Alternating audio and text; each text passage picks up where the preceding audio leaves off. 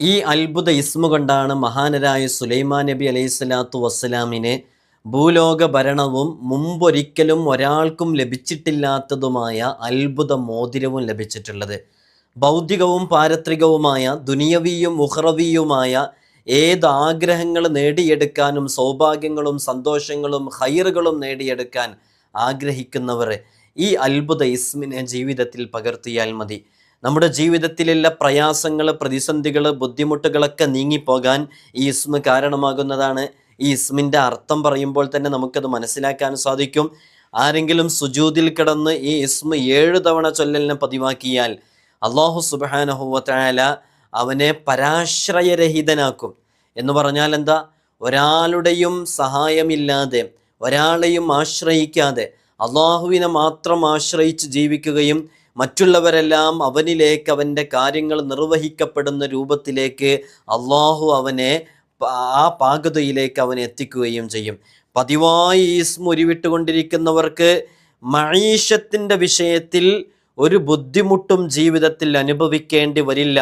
അള്ളാഹുവിനോട് എന്തു ചോദിച്ചാലും ഉടനടി ഉത്തരം ലഭിക്കും എന്നൊക്കെ വലിയ വലിയ മഹാന്മാർ ഈ ഇസ്മിനെ കുറിച്ച് പരിചയപ്പെടുത്തിയെടുത്ത് പറഞ്ഞതാണ്. ഇൻഷാ അല്ലാഹ് നമ്മൾ ഇന്ന് ആ ഇസ്മിനെ കുറിച്ചാണ് ചർച്ച ചെയ്യുന്നത്. അള്ളാഹു സുബ്ഹാനഹു വ തആല കാര്യങ്ങൾ കൃത്യമായി പഠിക്കാനും മനസ്സിലാക്കാനും അത് ജീവിതത്തിലേക്ക് ചേർത്ത് വെക്കാനുമുള്ള തൗഫീഖ് നമുക്കും നമ്മോട് ബന്ധപ്പെട്ട സകല ആളുകൾക്കും നൽകി അനുഗ്രഹിക്കുമാറാകട്ടെ. വിഷയത്തിലേക്ക് പ്രവേശിക്കുന്നതിൻ്റെ മുമ്പ് എല്ലാ ദിവസവും നമ്മൾ സൂചിപ്പിക്കാറുള്ളത് പോലെ തന്നെ നേരിട്ട് കാണാനുള്ള ഡേറ്റ് ചൊവ്വാഴ്ചകളിൽ മാത്രമാണ്. ചൊവ്വാഴ്ച നേരിട്ട് വരാൻ വേണ്ടി ബുക്ക് ചെയ്യാൻ വിളിക്കേണ്ടത് ഞായറാഴ്ച 10 മണിക്കാണ്. ഞായറാഴ്ച 10 മണിക്ക് വിളിച്ച് ബുക്ക് ചെയ്യുന്നവർക്ക് മാത്രമാണ് വരാൻ സാധിക്കുക. പലപ്പോഴും പല ആളുകളും ബുക്ക് ചെയ്യാതെ വന്നിട്ട് കാണാൻ പറ്റാത്ത സാഹചര്യങ്ങൾ ഉണ്ടാകുന്നുണ്ട്. ബോധപൂർവമല്ല, അത് ഇവിടെ ഒരുപാട് ആളുകൾ ഉണ്ടാകുമ്പോൾ ടൈം ടു ടൈം മുന്നോട്ട് പോകുമ്പോൾ കൃത്യമായ സമയത്ത് നമുക്ക് മറ്റു പ്രോഗ്രാമുകളൊക്കെ ഉണ്ടാകുമ്പോൾ അത് സ്റ്റോപ്പ് ചെയ്യേണ്ടി വരികയാണ്. ബുക്ക് ചെയ്ത ആരെയും നമ്മൾ നോക്കാതെ പറഞ്ഞേക്കില്ല. മുമ്പ് വന്ന ആളുകളൊക്കെ സ്ഥലം മനസ്സിലാക്കിയിട്ട് ബുക്ക് ചെയ്യാതെ തന്നെ വരുന്നുണ്ട്. അത് വരരുത് എന്ന് വളരെ വിനയമായിട്ട് എല്ലാവരോടും വിനയത്തോടു കൂടെ എല്ലാവരോടും പറയുകയാണ്. കാരണം നമുക്ക് നോക്കാൻ സാധിക്കുന്നില്ല, നിസ്സഹായാവസ്ഥ അവിടെയുണ്ട്. അതുകൊണ്ടാണ് അങ്ങനെ പ്രത്യേകം അറിയിക്കുന്നത്. ഇൻഷാ അല്ലാഹ് ചൊവ്വാഴ്ചകളിലുള്ള വിഷയങ്ങളൊക്കെ എപ്പോഴാണ് ബുക്ക് ചെയ്യാൻ വിളിക്കേണ്ടതെന്നൊക്കെ കൃത്യമായിട്ട് നമ്മൾ ഇൻസ്റ്റഗ്രാമിലും വാട്സപ്പ് സ്റ്റാറ്റസിലൊക്കെ അറിയിക്കാറുണ്ട്. വാട്സപ്പ് സ്റ്റാറ്റസ് നമ്പർ സേവ് ചെയ്ത് വെക്കുന്നവർ മാത്രം കാണുന്നതുകൊണ്ട് ഇൻസ്റ്റഗ്രാമിൻ്റെ ID ഡിസ്ക്രിപ്ഷനിലുണ്ട്. അതിൽ പോയി നോക്കിയാൽ ഇൻഷാ അല്ലാഹ് കാര്യങ്ങളൊക്കെ മനസ്സിലാക്കാൻ പറ്റും. അള്ളാഹുവിൻ്റെ പരിശുദ്ധമായ അസ്മാഉൽ ഹുസ്ന കൊണ്ട് നേടിയെടുക്കാൻ കഴിയാത്തതായിട്ടൊന്നുമില്ല. അസ്മാഉൽ ഹുസ്നയുടെ രഹസ്യങ്ങൾ, അതിൻ്റെ പ്രാപഞ്ചിക രഹസ്യങ്ങൾ എല്ലാം കൃത്യമായി അറിയാവുന്ന മഹാന്മാരുണ്ട്. അവർക്ക് അസ്മാഉൽ ഹുസ്നയിലെ ഓരോ ഇസ്മുകളുടെയും രഹസ്യ പൊരുളുകൾ അവർക്ക് മുമ്പിൽ തുറക്കപ്പെട്ടിട്ടുണ്ട്. അവർക്കതിനെക്കുറിച്ച് കൃത്യമായി അറിയാം. സാധുക്കളായി നമ്മെ സംബന്ധിച്ചിടത്തോളം നമ്മൾക്ക് അസ്മാഉൽ ഹുസ്നയുടെ തൊലിപ്പുറമെ മാത്രമേ നമ്മൾ സഞ്ചരിച്ചിട്ടുള്ളൂ. അതിൻ്റെ ആഴങ്ങളിലേക്ക് ഇറങ്ങിയിട്ട്, അതിൻ്റെ ആഴിയിലേക്ക് ഇറങ്ങിയിട്ട് ഓരോ ഇസ്മിൻ്റെയും കൃത്യമായ അർത്ഥവും അതിൻ്റെ ആശയതലവും അള്ളാഹുവിൻ്റെ അതുല്യമായ വിശേഷണങ്ങളൊന്നും നമുക്ക് പഠിക്കാനും മനസ്സിലാക്കാനൊന്നും കഴിഞ്ഞിട്ടില്ല. പക്ഷേ നമ്മളൊക്കെ ചെറിയ രൂപത്തിൽ അതിനെക്കുറിച്ച് വിശദീകരിക്കുമ്പോൾ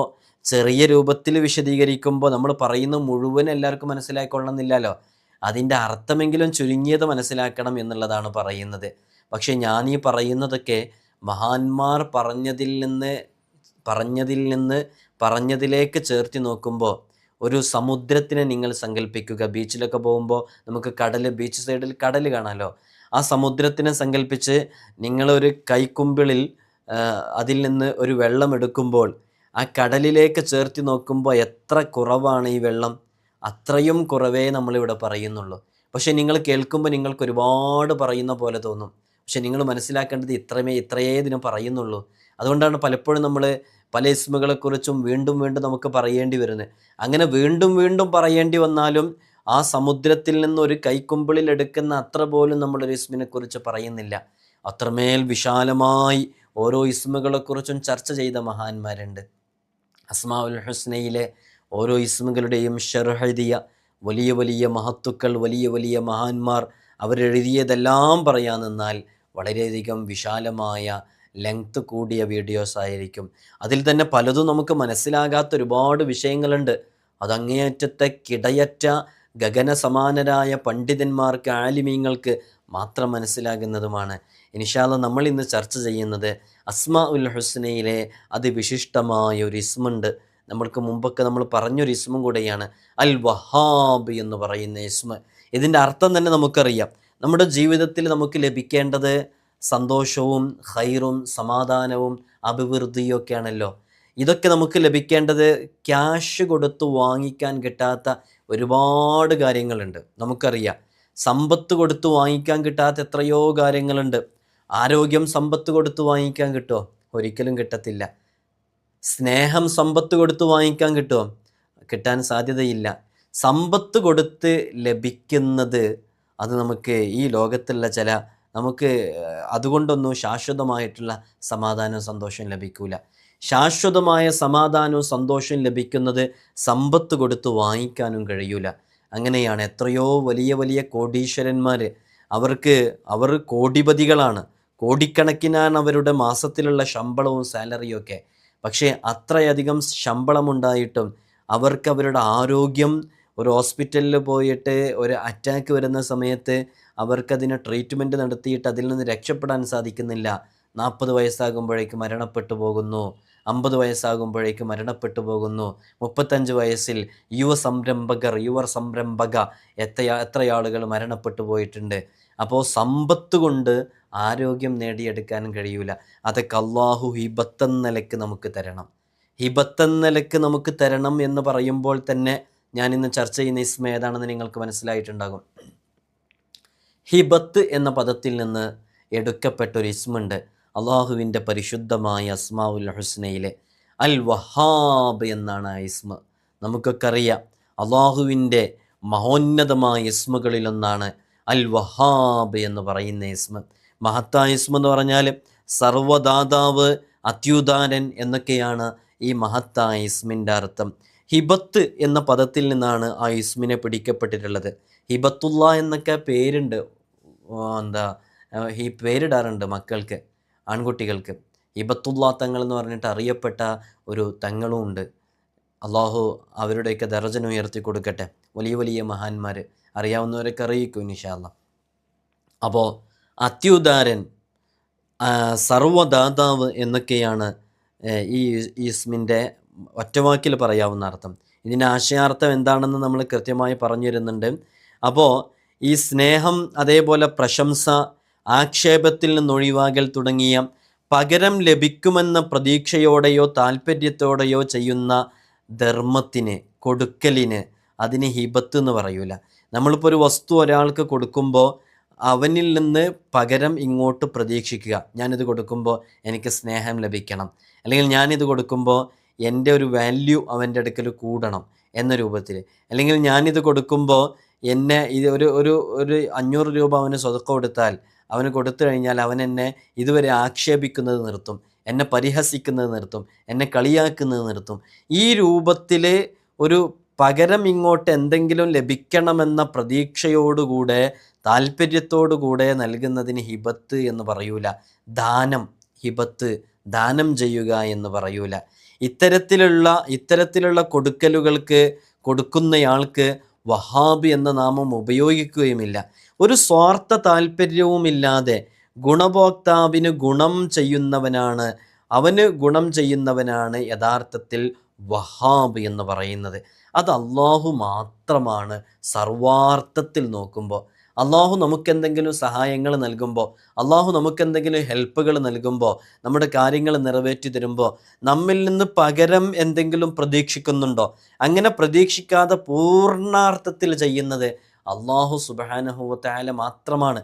നമ്മൾ ആർക്ക് എന്തെങ്കിലും കൊടുക്കുമ്പോൾ നമ്മുടെ മനസ്സിൻ്റെ ഉള്ളിൽ ചെറിയ രൂപത്തിലെങ്കിലും ഒരു ലാഞ്ചന വരും. പക്ഷേ ഇവിടെയും നമ്മൾ വഹാബ് എന്ന് പറയാറുണ്ട് പല ആളുകൾക്കും. അത് ഏതർത്ഥത്തിലാണെന്ന് നമ്മൾ പറയുന്നുണ്ട്. അപ്പോൾ അള്ളാഹു മാത്രമാണ് ആ രൂപത്തിൽ നൽകുന്നത് എന്നുള്ളത് യഥാർത്ഥ ഔദാര്യവും ദാനവും അള്ളാഹുവിൽ നിന്ന് മാത്രമേ ഉണ്ടാവുകയുള്ളൂ. അള്ളാഹു വേറെ ഒന്നും പ്രതീക്ഷിക്കുന്നില്ല. അള്ളാഹുവിൻ്റെ ഔദാര്യം അനിസ്യൂതമായി പ്രപഞ്ചത്തിലെ ഓരോ അംശത്തിലേക്കും ഒഴുകിക്കൊണ്ടിരിക്കുന്നു. അങ്ങനെയാണ് അള്ളാഹു എല്ലാ വിഷയങ്ങളിലും ഇടപെടുന്നത്. അപ്പോൾ അള്ളാഹുവിൻ്റെ സാമീപ്യവും അവനുമായി സന്ധിക്കുന്നതിൽ മാത്രം താല്പര്യമുണ്ടാവുകയും സ്വർഗപ്രവേശനമോ നരകമോചനമോ ലക്ഷ്യമാക്കാതെ അള്ളാഹുവിൻ്റെ പൊരുത്തത്തിനായി മാത്രം ദാനം ചെയ്യുന്ന ആളുകളുണ്ട്. അതങ്ങനെ പറയാൻ കാരണം, നമ്മളെപ്പോഴും അള്ളാഹുവിനെക്കുറിച്ച് നമ്മൾ പറയുമ്പോൾ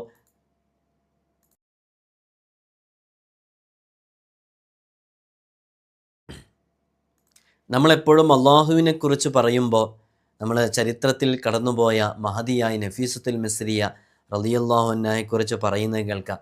നഫീസത്തുൽ മിസ്രിയ റളിയല്ലാഹു അൻഹ അള്ളാഹുവിന് അങ്ങേയറ്റം ഇഷ്ടം വച്ചിരുന്ന, ഹബ്ബ് വച്ചിരുന്ന, അള്ളാഹുവിലേക്ക് അടുത്ത് ജീവിച്ചിരുന്ന മഹദിയായ നഫീസത്തുൽ മിസ്രിയ റളിയല്ലാഹു അൻഹ.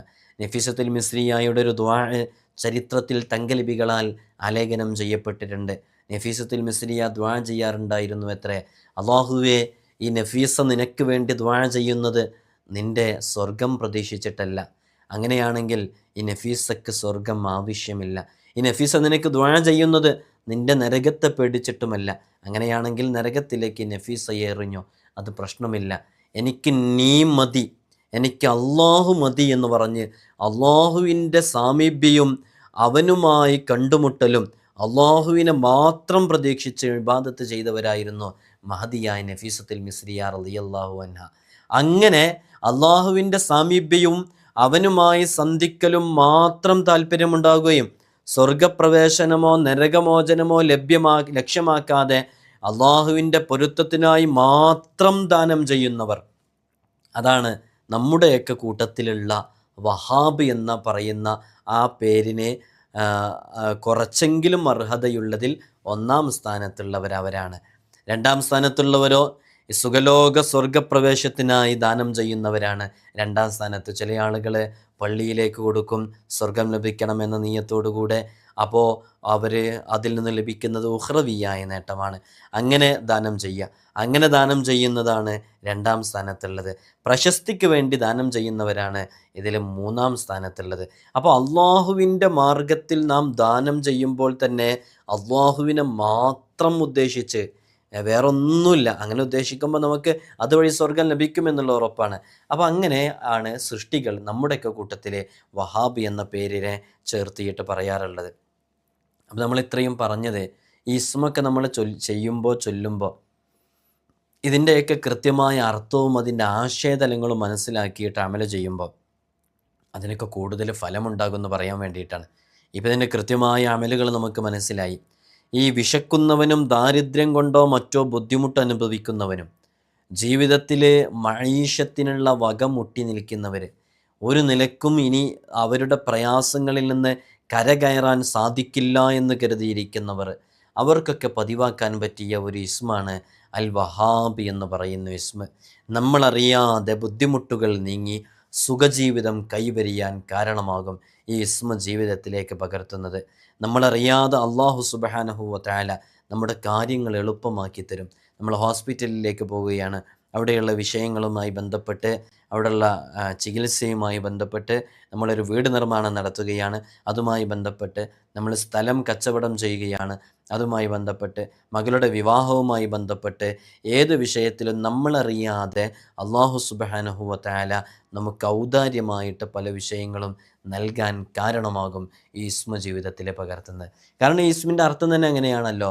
വഹാബ് എന്ന് പറഞ്ഞാൽ സൃഷ്ടികളിൽ നിന്ന് ഒന്നും പ്രതീക്ഷിക്കാതെ, ഒരു സ്വാർത്ഥ താല്പര്യവുമില്ലാതെ നമ്മൾ തിരിച്ച് ഇബാദത്ത് ചെയ്യണമെന്ന പ്രതീക്ഷ, അങ്ങനെ പകരം ലഭിക്കണമെന്ന നീയത്തോടു കൂടെയോ, അങ്ങനെ ലഭിച്ചിട്ട് അള്ളാഹുവിന് ഒരു പ്രത്യേക നേട്ടമൊന്നുമില്ല, അങ്ങനെ ലഭിക്കണമെന്ന നീയത്തോടു കൂടെയൊന്നും അല്ല അള്ളാഹു നമുക്ക് നൽകുന്നത്. അതാണ് പൂർണ്ണാർത്ഥത്തിൽ. അതുകൊണ്ട് തന്നെ ഈ നാമത്തിനോട് ഏറ്റവും യോജിച്ചൊരു വിഷയവുമാണ് നമ്മൾ ഈ പറഞ്ഞത്. ഇത് വളരെ കൃത്യമായിട്ട് ഒരു പേപ്പറിൽ 4 വശങ്ങൾ തുല്യമായൊരു പേപ്പറിൽ നല്ല സമയത്ത് ഇതിനെ എഴുതി ചുമന്ന് നടക്കുകയാണെങ്കിൽ, ഈ ഇസ്മിനെ എഴുതി ചുമന്ന് നടക്കുകയാണെങ്കിൽ അത് നമ്മുടെ ശരീരത്തിലുണ്ടാകുന്ന, ഇപ്പം ചിലർക്കൊക്കെ വളരെ പെട്ടെന്ന് ദേഷ്യം പിടിക്കും, പെട്ടെന്ന് അറ്റാക്ക് ചെയ്യും, പെട്ടെന്ന് മറ്റുള്ളവരോട് കോപത്തോടു കൂടെ പെരുമാറും. ഇങ്ങനെയുള്ള ചില ദുശീലങ്ങളൊക്കെയുള്ള ആളുകളുണ്ട്. അത് കാരണമായിട്ട് എത്രയോ സുഹൃത്തുക്കളെ നഷ്ടപ്പെട്ടവർ, അത് കാരണമായിട്ട് എത്രയോ ബന്ധങ്ങൾ തകർന്നവർ. ഇത്തരം ആളുകൾക്കൊക്കെ അവരുടെ നഫ്സിനെ കീഴടക്കാൻ, അവരുടെ കോപത്തെ അടക്കി നിർത്താൻ ഈ ഇസ്മ എഴുതി ചുമക്കുന്നത് നല്ലതാണെന്ന് സ്വാലിഹീങ്ങൾ പഠിപ്പിച്ചിട്ടുണ്ട്. ആരെങ്കിലും സുജൂദിൽ കിടന്ന് ഈ നാമത്തെ 7 തവണ ഈ ഇസ്മിനെ ചൊല്ലലിനെ പതിവാക്കിയാൽ അള്ളാഹു സുബ്ഹാനഹു വ തആല അവനെ പരാശ്രയരഹിതനാക്കും. അവൻ അള്ളാഹുവിനെ മാത്രം ആശ്രയിച്ച് ജീവിച്ചാൽ മതി, ബാക്കിയെല്ലാം അള്ളാഹുവിനിലേക്ക് എത്തിച്ചു കൊടുക്കും. പതിവായി ഇസ്മിനെ ഉരുവിട്ടുകൊണ്ടിരിക്കുന്നവർക്ക് മഈശത്തിൻ്റെ വിഷയത്തിൽ ഒരു ബുദ്ധിമുട്ടും അനുഭവിക്കേണ്ടി വരില്ല എന്നുള്ളതാണ്. മഈശത്തിൻ്റെ വിഷയത്തിൽ എന്ന് പറഞ്ഞാൽ അവൻ്റെ ജീവിതത്തിൻ്റെ വിഷയത്തിൽ ഒരാളെയും ആശ്രയിക്കേണ്ടി വരില്ല, ഒരു ബുദ്ധിമുട്ടും മേലിൽ അവൻ അനുഭവിക്കേണ്ടി വരികയില്ല. അള്ളാഹുവിനോട് എന്തു ചോദിച്ചാലും ഉടൻ ഉത്തരം ലഭിക്കുമെന്നും വലിയ വലിയ മഹാന്മാർ ഈ ഇസ്മിനെക്കുറിച്ച് വിശദീകരിച്ച ഭാഗങ്ങളിൽ രേഖപ്പെടുത്തിയിട്ടുണ്ട്. അപ്പോൾ നോക്കൂ, നമുക്കൊക്കെ എങ്ങനെയാണ് ജീവിക്കേണ്ടത്? പരാശ്രയരഹിതനായി, ഒരാളെയും ആശ്രയിക്കാതെ ജീവിക്കണം, ഒരാളെ മുമ്പിലും കൈ നീട്ടാതെ ജീവിക്കണം. അള്ളാഹുവിനെ മാത്രം ചിന്തിച്ച് നടന്ന് മറ്റുള്ളവർ അള്ളാഹു സുബ്ഹാനഹു വ തആല നമ്മുടെ കാര്യങ്ങളൊക്കെ ഇടപെടുന്ന, നമ്മുടെ വിഷയങ്ങളിലൊക്കെ ഇടപെടുന്ന രൂപത്തിലേക്ക് നമ്മുടെ ജീവിതത്തെ ക്രമപ്പെടുത്താൻ ഈ ഇസ്മ ധാരാളമായിട്ട് പതിവാക്കിയാൽ മതി. ഈ വിശുദ്ധ ഖുർആനിൽ തന്നെ എത്രയോ സ്ഥലങ്ങളിൽ അൽ വഹാബ് എന്ന് പറയുന്ന അള്ളാഹുവിൻ്റെ പരിശുദ്ധമായ ഈ നാമത്തെക്കുറിച്ച് പറഞ്ഞ ഭാഗങ്ങളൊക്കെ നോക്കിയാൽ നമുക്ക് മനസ്സിലാക്കാൻ പറ്റും. വളരെയധികം മഹത്വമുള്ള ഒരു ഇസ്മാണ് ഈ ഇസ്മ എന്നുള്ളത്. പല വിശേഷണങ്ങളും പറഞ്ഞ ഭാഗങ്ങളിലൊക്കെ വിശുദ്ധ ഖുർആൻ ഇത് പറഞ്ഞിട്ടുണ്ട്. ഈ ഇസ്മിൻ്റെയൊക്കെ റിയാലകൾ എന്ന് പറയുമ്പോൾ ചില ഇസ്മുകൾക്ക് സ്പെഷ്യലായിട്ട് പ്രത്യേകമായിട്ടുള്ള റിയാലകളൊക്കെയുണ്ട്. അങ്ങനെ ആ റിയാലകളൊക്കെ ചെയ്യുന്നവരൊക്കെയുണ്ട്. ആധ്യാത്മിക ലോകത്തെ വലിയ വലിയ നേതാക്കളുടെ, സൂഫിയാക്കളുടെയൊക്കെ ദിക്റാണ് ഇത്. അവർക്ക് ഓരോ രാത്രിയിലും 20,000, ഓരോ പകലും 8,000 ഒക്കെ അവർ ഈ ഇസ്മിന് ഉരുവിട്ടുകൊണ്ടിരിക്കും. നമുക്കൊന്നും അതിന് കഴിയൂല, അത്ര കൂടുതലൊന്നും ചൊല്ലാൻ. അങ്ങനെ അതിനായി മാറ്റിയിരിക്കുന്നവർ. ഇനി അങ്ങനെ ചൊല്ലാൻ കഴിയുമ്പോൾ തന്നെ അതിൻ്റെ ഷർത്തുകളും ഉപാധികളൊക്കെ പാലിക്കാനും പലപ്പോഴും നമുക്ക് കഴിയാറില്ല. മഹാന്മാരൊക്കെ ഈ ഇസ്മിനെ ചൊല്ലുമ്പോൾ അതിൻ്റെ ഷർത്തുകളും അതിൻ്റെ ഉപാധികളും അതിന് ചെയ്യേണ്ട കാര്യങ്ങളൊക്കെ കൃത്യമായി ചെയ്ത് വളരെ ആത്മാർത്ഥമായിട്ട് അവർ ചെയ്യുക. അവർ ഓരോ രാത്രിയിലും 20,000 ഒക്കെ തവണ ഇത് ചൊല്ലും, പകൽ 8,000 തവണ ഇത് ചൊല്ലും. അങ്ങനെ വർഷങ്ങളോളം ഇതവർ തുടർന്നുകൊണ്ടിരിക്കും. ആ കാലയളവിൽ അവർക്ക് നോമ്പനുഷ്ഠിക്കൽ അനിവാര്യമാണ്, ജനസമ്പർക്കങ്ങൾ ചുരുക്കേണ്ടി വരും. അങ്ങനെ ജനങ്ങളുമായി സംസാരിക്കൽ അനിവാര്യമായി വന്നാൽ അവർ ഖുർആൻ കൊണ്ടോ അല്ലെങ്കിൽ ഔലിയാക്കളുടെ താരീഖ് കൊണ്ടോ അവരുടെ ചരിത്രം കൊണ്ടോ ദീനിൻ്റെ വിഷയങ്ങൾ, സ്വർഗം നരകം തുടങ്ങിയ ഇത്തരം ഉഖ്റവിയായ വിഷയങ്ങൾ മാത്രം സംസാരിക്കും. ജനങ്ങളുടെ ഔദാര്യങ്ങളൊന്നും അവർ സ്വീകരിക്കുകയില്ല. അങ്ങനെ അനുമതി ലഭിക്കുന്നത് വരെ അവരൊന്നും സ്വീകരിക്കില്ല. നിർബന്ധിതാവസ്ഥയിലല്ലാതെ അവർ ഉറങ്ങാറില്ല. ഉളു എപ്പോഴെങ്കിലും അവർക്ക് മുറിഞ്ഞു പോവുകയാണെങ്കിൽ ഉടനെ തന്നെ അവർ പുതുക്കും, സെക്കൻഡുകൾക്കുള്ളിൽ അവർ പുതുക്കും. അവർ തുടക്കത്തിൽ നല്ല വസ്ത്രം ധരിക്കും, അതേപോലെ തന്നെ നല്ല ഭക്ഷണങ്ങൾ കഴിക്കും, എഴുത്തിക്കാഫിരിക്കും. അതിൻ്റെ തുടക്കം വളരെ നല്ല രൂപത്തിൽ തുടങ്ങണം എന്ന രൂപത്തിൽ അങ്ങനെ അവർ വർഷങ്ങളോളം ഇങ്ങനെ ചെയ്തുകൊണ്ടിരിക്കുമ്പോൾ അള്ളാഹുവിൻ്റെ ആരിഫീങ്ങളെ അയാൾ വ്യക്തമായി ദർശിക്കും എന്നുള്ളതാണ് അവർ. അങ്ങനെ അവർ വ്യക്തമായി ദർശിച്ച് അവർക്ക് മുമ്പിൽ ഈ ഒരു സ്ഥാനത്തേക്ക് അവരെത്തുന്ന സമയത്ത് അവരുടെ ആഗ്രഹങ്ങളൊക്കെ അള്ളാഹു സുബ്ഹാനഹു വ തആല തീർത്തു കൊടുക്കും. അവരുടെ നാക്കിനൊരു പ്രത്യേക അസറുണ്ടാകും, ഒരു പ്രത്യേക ഫലമുണ്ടാകും. അവർ ചെയ്യുന്ന കാര്യങ്ങളൊക്കെ അപ്പടി അവർ പറയുന്നത് ചെയ്യുന്നതൊക്കെ ഫലിക്കുകയും ചെയ്യും. ആ ഒരു സ്ഥാനത്തേക്ക് എത്തിക്കഴിഞ്ഞാൽ അസ്മാഉൽ ഹുസ്നയുടെ രഹസ്യപ്രപഞ്ചം അള്ളാഹു അവർക്ക് കാണിച്ചു കൊടുക്കും, ദർശിച്ചു കൊടുക്കും. അങ്ങനെ അവർ വലിയ ഒരു മഹോന്നതമായ സ്ഥാനത്തേക്ക് എത്തും. പക്ഷേ നമുക്കൊന്നും ഇങ്ങനെയുള്ള കഠിനമായ റിയാദകളൊന്നും നമുക്ക് ചെയ്യാൻ കഴിയില്ല. നമുക്കൊക്കെ ചെയ്യാൻ പറ്റുന്ന റിയാദ എന്ന് പറഞ്ഞാൽ ഏറ്റവും ലളിതമായ റിയാദ, അതെല്ലാവരും ചെയ്തിരിക്കണം. ലളിതമായ റിയാദ നമ്മൾ വിശദീകരിച്ചിട്ടുണ്ട്. ആ ലളിതമായ റിയാദയെങ്കിലും ചുരുങ്ങിയത് നമ്മൾ ചെയ്ത് വളരെ ആത്മാർത്ഥമായിട്ട് അള്ളാഹുവിലേക്ക് അടുത്ത് അസ്മാഉൽ ഹുസ്ന ജീവിതത്തിൽ മുറുകെ പിടിച്ച് ജീവിക്കുക. ഇനിയും അസ്മാഉൽ ഹുസ്നെ കാണാതെ പഠിക്കാത്തവരായിട്ട് എൻ്റെ വീഡിയോ കാണുന്നവരിൽ ആരെങ്കിലും ഉണ്ടോ? ഒരാവർത്തി കൂടെ ഓർമ്മപ്പെടുത്തുകയാണ്. അസ്മാഉൽ ഹുസ്നെ കാണാതെ പഠിക്കുന്നവർക്ക് സ്വർഗം വാഗ്ദാനം ചെയ്യപ്പെട്ടിട്ടുണ്ട്. അത് കാണാതെ പഠിക്കുക എന്ന് പറയുമ്പോൾ മഹാന്മാരൊക്കെ അതിൻ്റെ വിശദീകരണത്തിൽ പറഞ്ഞിട്ടുണ്ട്. ഇത് ജസ്റ്റ് ഇങ്ങനെ കാണാതെ പഠിക്കാൻ എല്ലാവർക്കും കഴിയുമല്ലോ. അപ്പോൾ ഇതുകൊണ്ട് എന്താണ് അർത്ഥമാക്കുന്നതെന്ന് ചോദിച്ചപ്പോൾ മഹാന്മാർ അവിടെ വിശദീകരണം കൊടുത്തിട്ടുണ്ട്. അതുകൊണ്ട് ലക്ഷ്യമിടുന്നത് അതിൻ്റെ ആശയങ്ങൾ പഠിക്കുക, അതിൻ്റെ മഅന, അതിൻ്റെ മീനിങ്സ്, അതിൻ്റെ അർത്ഥങ്ങൾ മനസ്സിലാക്കുക. ഇതൊക്കെയാണ് അതിൻ്റെ വിശദീകരണം എന്ന് പറഞ്ഞ പണ്ഡിതന്മാരും അല്ലാത്ത രൂപത്തിൽ വിശദീകരിച്ച പണ്ഡിതന്മാരൊക്കെ ഈ ഹദീസിനെ വിശദീകരിച്ച് മുഹദ്ദിസീങ്ങൾ പറഞ്ഞു നോക്കിയാൽ നമുക്ക് മനസ്സിലാക്കാൻ പറ്റും. പറഞ്ഞു വരുന്നത് കേവലം അസ്മാഉൽ ഹുസ്നെ കാണാതെ പഠിക്കുന്നതിനോടൊപ്പം തന്നെ ജസ്റ്റ് അതിൻ്റെ ഒരു അർത്ഥവും അതിൻ്റെ ആശയവും മനസ്സിലാക്കുക. നമ്മളിപ്പോൾ ഈ വഹാബിനെ കുറിച്ച് ഇത്രയും പറഞ്ഞത് ഇതിൻ്റെ ആശയം ഒന്ന് മനസ്സിലാക്കാനാണ്. അർത്ഥം മാത്രം പറയുമ്പോൾ നിങ്ങൾക്ക് മനസ്സിലാവില്ല. അത്യുദാരൻ, സർവദാതാവ്, ദാനം ചെയ്യുന്നവൻ എന്നൊക്കെ പറയുമ്പോൾ അള്ളാഹുവിലേക്ക് ചോർത്തി നോക്കുമ്പോൾ അതിൻ്റെ ആ വിശാലമായ അർത്ഥം എങ്ങനെയാണെന്ന് മനസ്സിലാക്കാൻ പ്രയാസമുണ്ടാകുന്നത് കൊണ്ടാണ് പലപ്പോഴും നമ്മളതിൻ്റെ മീനിങ് പറയുമ്പോൾ അത് വിശാലാർത്ഥത്തിൽ പറയുന്നത്. നിങ്ങൾ മനസ്സിലാക്കാനും എഴുതി വെക്കാനും ആ ആശയതലങ്ങൾ അങ്ങനെ തന്നെ ഉൾക്കൊള്ളാനും വേണ്ടിയിട്ടാണെന്ന് ഓർമ്മപ്പെടുത്താൻ. അപ്പോൾ ഏത് കാര്യങ്ങളിലും നമുക്ക് സ്വയം പര്യാപ്തത ലഭിക്കാനും വിഷമങ്ങൾ നീങ്ങുവാനും ഈ നാമം പതിവായി ചൊല്ലുക എന്ന് മഹാന്മാർ പറഞ്ഞിട്ടുണ്ട്. ദാരിദ്ര്യം കൊണ്ട്, കടങ്ങളെ കൊണ്ട്, ജീവിതത്തിലെ ഞെരുക്കങ്ങളെ കൊണ്ട്, പ്രയാസങ്ങളെ കൊണ്ട്, രോഗങ്ങളെ കൊണ്ടൊക്കെ കഷ്ടതയനുഭവിക്കുന്നവർ ഈ ഇസ്മ ധാരാളം തവണ പ്രകീർത്തിക്കുകയോ ഇത് എഴുതി ചുമക്കുകയോ ചെയ്യലേ വളരെയധികം ഫലപ്രദമാണ്. ഭൗതികവും പാരത്രികവുമായ സകല സൗഭാഗ്യങ്ങളും നേടിയെടുക്കാൻ ആഗ്രഹിക്കുന്നവർ ഈ നാമം പതിവായി ഉരുവിട്ടുകൊണ്ടിരുന്നാൽ മതി. ഈ നാമത്തിൻ്റെ പൊരുളറിഞ്ഞവന് സകലവും നേടിയെടുക്കാൻ കഴിയും. ഇതുമൂലമാണ് മഹാനരായ സുലൈമാൻ നബി അലൈഹി സ്വലാത്തു വസ്സലാം ഭൂലോക ഭരണവും മുമ്പാർക്കും ലഭിക്കാത്തതുമായ അത്ഭുത സിദ്ധിയുള്ള മോതിരവും അവർക്ക് ലഭിച്ചിട്ടുള്ളത് എന്നൊക്കെ സ്വാലിഹ്യങ്ങൾ പറഞ്ഞു പരിചയപ്പെടുത്തിയിട്ടുണ്ട്. അതുകൊണ്ട് തന്നെ ഈ ഇസ്മ വളരെ ആത്മാർത്ഥമായിട്ട് ചൊല്ലുക. യാ വഹാബ് യാ വഹാബ് എന്നിങ്ങനെ നിരന്തരം ചൊല്ലിക്കൊണ്ടിരിക്കുക. ഇത് ചൊല്ലുന്നതോടുകൂടെ തന്നെ എല്ലാ ഇസ്മുകളും ചൊല്ലുന്നതോടുകൂടെ യാ അല്ലാ എന്നുകൂടെ ചൊല്ലുമ്പോൾ ആ ഇസ്മു കൂടെ നമ്മൾ ചൊല്ലലുണ്ടാവുമല്ലോ. ഇൻഷാ അല്ലാഹു നമുക്ക് തൗഫീഖ് നൽകട്ടെ. ഇസ്മുൽ അഅ്ളമിൻ്റെ അക്ഷരങ്ങൾ ഉൾക്കൊണ്ട ഇസ്മുകളെക്കുറിച്ചും ഇസ്മുൽ അഅ്ളമിനെ കുറിച്ചൊക്കെ നമ്മൾ പലപ്പോഴും ചർച്ച ചെയ്തിട്ടുള്ളതാണ്. ഇൻഷാ അല്ലാഹ് നിങ്ങളൊക്കെ വീഡിയോസ് കാണുന്നവരാണെന്നറിയാം. ഇതിൻ്റെ അതത് 14. നമുക്കറിയാം വാവ് എന്ന് പറഞ്ഞാൽ വാവ് ഏതാണ്, ഇതിനൊക്കെ ഒരു ടെക്നിക്ക് നമ്മൾ പറഞ്ഞു തന്നിരുന്നു.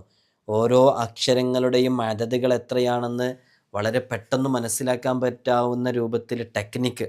വാവ് എന്നെഴുതുമ്പോൾ അത് 6 എന്ന് എഴുതിയ തിരിച്ചിടുന്ന പോലെ ആയതുകൊണ്ട് വാവിൻ്റെ അതത് 6ആണ്. അപ്പം ഇനി വാവ് എന്ന് പേരുള്ള ആളുകളുടെയൊക്കെ പല ആളുകളും ഉസ്താദ് എൻ്റെ പേരിൻ്റെ അതത് എത്രയാണെന്ന് ചോദിക്കലുണ്ട്. അപ്പോൾ അതത് കണ്ടുപിടിക്കാൻ പലരും ഇവിടെ നേരിട്ട് വരുമ്പോഴൊക്കെ ഉസ്താദ് എൻ്റെ പേരിൻ്റെ അതത് പറഞ്ഞുതരുമോ എന്നൊക്കെ ചോദിച്ചിട്ടുണ്ടായിരുന്നു. അപ്പോൾ പേരിൻ്റെ അതത് മനസ്സിലാക്കാൻ വാവ് 6ആണ്, മനസ്സിലായല്ലോ. ഓരോ അക്ഷരങ്ങൾ പറയുമ്പോഴും ശ്രദ്ധിക്കാം. ഹ 5ആണ്. ഹ ഇങ്ങനെയാണല്ലോ ഇടുക, ഹ 5. അപ്പോൾ വാവ് 6, ഹ 5. പിന്നെ അലിഫ് 1 നമുക്കറിയാം. ബാ 2. ഇത് എളുപ്പമാണ്. അപ്പോൾ വാവ് 6ഉം 5ഉം 11, 11 1 12, 12 ബാ 2, അപ്പോൾ 14. അപ്പോൾ ഇതിൻ്റെ അതതെന്ന് പറയുന്നത് വഹാബ് എന്നുള്ളിടത്ത് 12ആണ്. പിന്നെ ചില സ്ഥലങ്ങളിലൊക്കെ 14 സ്ഥലങ്ങളിലൊക്കെ 45 എന്ന് എഴുതി കാണുന്നുണ്ട്. അത് പലപ്പോഴും ഈ അലിഫ്ലാമൊക്കെ കൂട്ടിയിട്ട് എഴുതുന്നവർ ചിലപ്പോൾ അങ്ങനെ അതത് പറയാറുണ്ട്. നമ്മൾ സാധാരണ അലിഫ്ലാം ഇല്ലാണ്ടാണല്ലോ പറയാറുള്ളത്. അതുകൊണ്ട് 14ആണ് അതിൻ്റെ അതത് കേട്ടോ. ഇൻഷാ അല്ലാഹ് ഈ ഇസ്മ ജീവിതത്തിലേക്ക് പകർത്തുക. കഴിയുന്നവരൊക്കെ നമ്മൾ നേരത്തെ സൂചിപ്പിച്ചതുപോലെയുള്ള അസ്മാഉൽ ഹുസ്നയുടെ റിയാള പൂർത്തിയാക്കി വീട്ടിയിട്ട് അമൽ ചെയ്യുമ്പോൾ കൂടുതൽ ഫലം ലഭിക്കും. അതുകൊണ്ട് അസ്മാഉൽ ഹുസ്നയുടെ റിയാള വളരെ ആത്മാർത്ഥമായിട്ട് പൂർത്തീകരിച്ച് വീട്ടാൻ വേണ്ടി ശ്രമിക്കാം. നമ്മുടെ ജീവിതത്തിൽ നമ്മൾ അനുഭവിക്കുന്ന ഏതേതു പ്രതിസന്ധികളിൽ നിന്നും പ്രയാസങ്ങളിൽ നിന്നും ബുദ്ധിമുട്ടുകളിൽ നിന്നൊക്കെ നമുക്ക് സലാമത്ത് നൽകാൻ അസ്മാഉൽ ഹുസ്ന ഒരു പരിധിവരെ കാരണമാകും. ഇനിയും ഈ ശബ്ദം കേൾക്കുന്നവരിൽ അസ്മാഉൽ ഹുസ്നെ കാണാതെ പഠിക്കാത്തവരായിട്ട് ഒരാളും ഉണ്ടാകരുത്. നമ്മൾ പറഞ്ഞ ഒരുപാട് അമലുകളുണ്ട്.